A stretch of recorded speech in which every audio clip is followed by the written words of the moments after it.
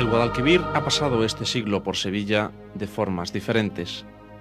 Siempre ha querido estar con su ciudad, pero su presencia ha sido siempre la de un amante poco correspondido.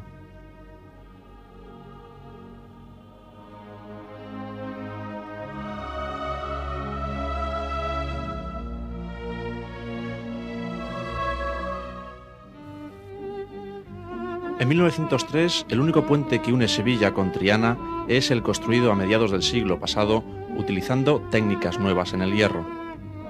Bautizado Puente de Isabel II, es más conocido como el Puente de Triana.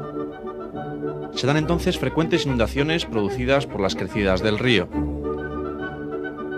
Tras la exposición de 1929, son ya 3 puentes los que tiene la ciudad: Triana, San Telmo y el de Alfonso XIII. Se construyó entonces la corta de tablada que volvía a hacer navegable el río. El puerto estaba a salvo de inundaciones. En 1950, Sevilla pierde su río. Aparece un nuevo puente sobre la corta de Triana y se llevará a cabo el aterramiento de Chapina. En 1968 se construyó el Puente de los Remedios. 20 años después, en 1988, el peligro de las inundaciones se elimina definitivamente por la corta de la Cartuja, pero también la circulación del agua por el brazo de San Jerónimo, que se cubrió. Llegamos así a finales de 1991, año en que el Guadalquivir vuelve a recorrer su cauce histórico, fluyendo de nuevo por la ciudad hasta la corta de San Jerónimo, gracias al desaterramiento de Chapina. Con el derribo de la tapia de Torneo, la Cartuja queda comunicada con la ciudad y se construyen 6 nuevos puentes.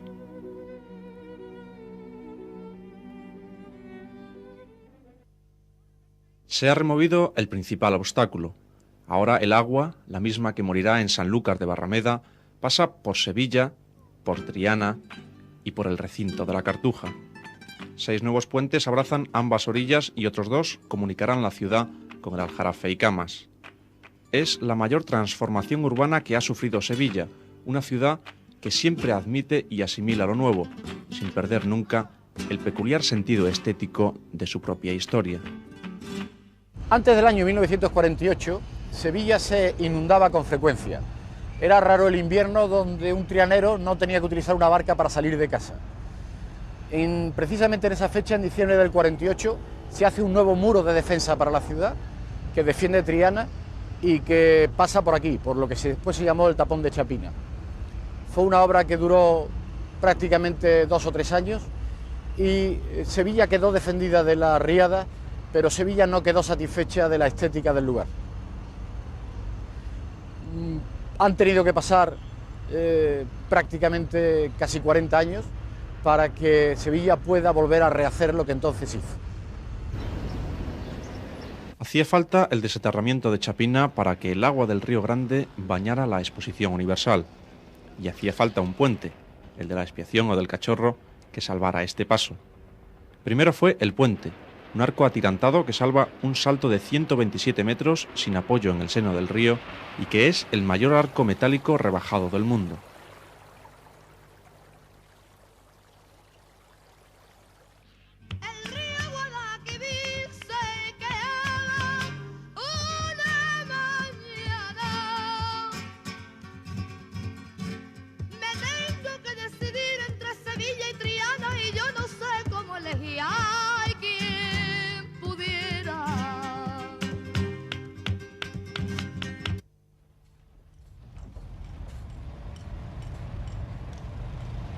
El puente se inauguró el 17 de noviembre pasado con un presupuesto de 2.300 millones de pesetas. Después vendría el desaterramiento del tapón, más de medio millón de metros cúbicos de tierra removidos y 5.000 millones de pesetas para que al fin, una mañana soleada del noviembre sevillano de 1991, un barco cruzara por primera vez, de forma oficial, un nuevo río. La expectación de la ciudad y la vanidad coqueta del puente parecían justificados.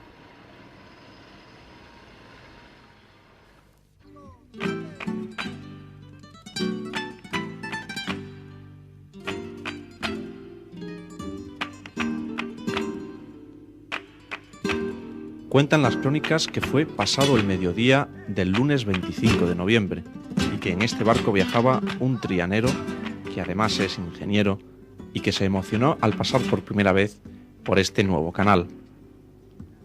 Que han sido 43 años, nadie ha pasado por aquí y bueno, de alguna manera revivimos lo que hicieron nuestros padres.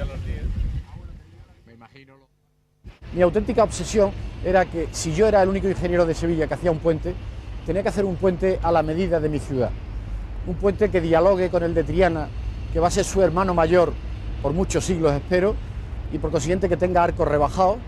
Lo que pasa es que vivimos en el siglo XX y tiene que ser más atrevido porque es más joven que el de Triana, tiene un arco rebajado, y que incorpore arriba un cubreacera que nos proteja del sol, cubreacera de lona sevillana, con forma de caseta de buñoleras y con una imagen luminosa parecida a la que tenía el puente de Triana en la noche de la velada de Santa Ana.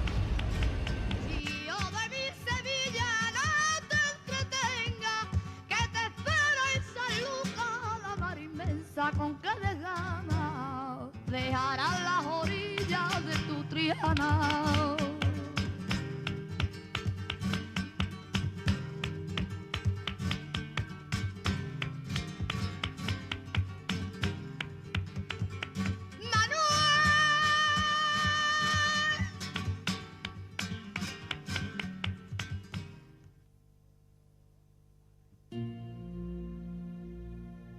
Tomando como punto de referencia el puente del Cachorro, encontramos dos nuevos puentes al sur.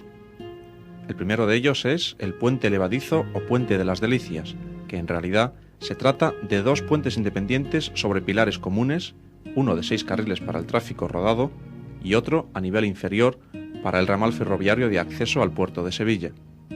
Fue inaugurado el 18 de diciembre de 1990 y se invirtieron más de 2.500 millones de pesetas en una obra que dirigió Leonardo Fernández Troyano. A su vera, el puente de Alfonso XIII está envejeciendo por días, al conocer la noticia de su posible desmantelamiento.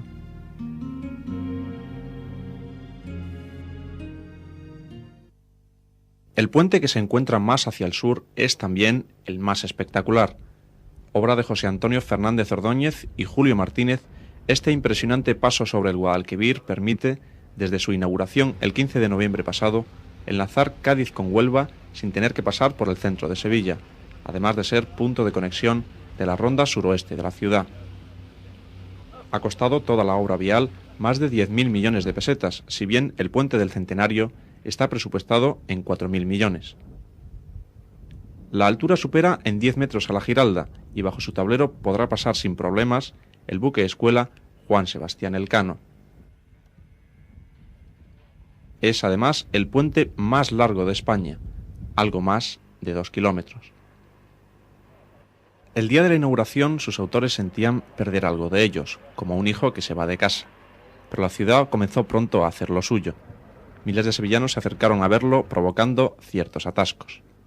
Es algo muy emocionante porque el legislador, el político, etcétera, hay una serie de actividades en la vida que son otras emociones. Sí, quedarán otros recuerdos de él, pero es que a nosotros lo que queda es algo muy importante, queda algo muy tuyo ahí en la naturaleza, encima de las aguas del río que siguen pasando para siempre o casi para siempre, porque ahí tienes el puente de Alcántara que tiene 2000 años. Y eso es de una riqueza personal y de a veces de sentirte solo paseando por allí como algo que realmente eres un poco mago de algo que no sabes muy bien, es como el aprendiz de brujo, no sabes controlarlo, pero hay una magia que tú en la que estás participando.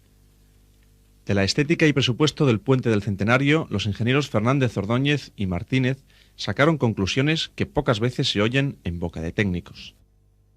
Nosotros, en primer lugar, manejamos dinero que no es nuestro, manejamos dinero de los contribuyentes, mucho dinero, y entonces tenemos que ser responsables ante la gente que paga ese dinero, ¿no? Nuestro cliente no es tanto el político como los contribuyentes, como los ciudadanos, ¿no? Si nos situamos al otro lado del puente del Cachorro, hacia el norte, nos encontramos otros 3 nuevos puentes.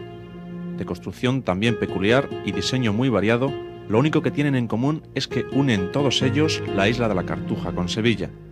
Por lo demás, cada uno tiene sus peculiaridades. El primero que aparece fue también el primero en inaugurarse, en abril de 1989. Se trata de la pasarela de la Cartuja. Ostenta el récord mundial de esbeltez al salvar con un solo tablero central una distancia de 170 metros, con un canto reducido, 3 metros de anchura. Fue el primer puente de España que se construyó íntegro en tierra firme y que después se giró hasta su emplazamiento definitivo. Algo más espectacular y polémica fue la construcción y ubicación definitiva del puente de la Barqueta. Se compone de un arco único que sostiene el tablero mediante tirantes. Como la pasarela, fue construido en tierra y girado después. Fue en esta última operación, la de girado, cuando el 30 de mayo de 1989 se produjo un fallo en el sistema de anclaje del cable que coincidió con una imprevista ráfaga de viento acompañada de tormenta. Todo esto produjo que la estructura del puente volviera sobre sus pasos a gran velocidad cuando ya estaba a mitad de camino. Poco después se realizó con éxito la operación de girado y hoy se erige como el más fotogénico y uno de los más bellos puentes de Sevilla.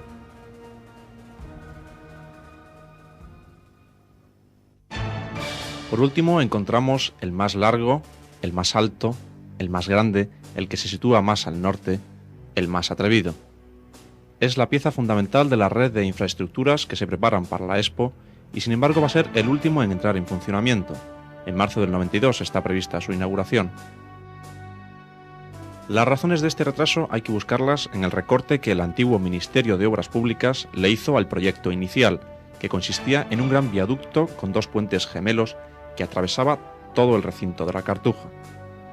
El MOPU argumentó un excesivo presupuesto y complicaciones técnicas, por lo que el puente de la parte oeste se redujo a un puente sencillo, si bien el resto del proyecto seguía adelante.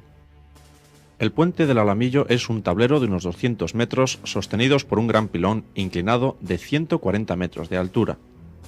El último sobresalto que tuvieron los trabajadores de este puente fue el incendio de dos de sus cables, que si bien al principio causó cierta alarma, parece que no revistió gravedad. 6 nuevos puentes, 6. La Sevilla taurina lidiándose a sí misma. Y el resultado de esta lidia, como nos comentó con gracia el ingeniero Manzanares, se traduce en múltiples trofeos. Los enlaces desde Huelva y Extremadura, desde Cádiz y Córdoba, las entradas y accesos al recinto de la exposición, la recuperación del río y del puerto, la estética de los nuevos pasos peatonales o rodados y todos los que se deriven de su futuro uso. Las molestias, los atascos y los ruidos no se los ha ahorrado nadie, pero quizá haya valido la pena. Heidegger decía que en un río, pues todos los lugares son más o menos iguales, pero allí donde se pone el puente de un camino, se convierte en algo sagrado, se convierte en un lugar especial, ahí pasa algo. Y es que en los puentes de Sevilla pasa algo muy serio. Pasa el Guadalquivir, Andalucía entera, y pasa la vida, igual que pasa la corriente, del río cuando busca el mar de Sanlúcar.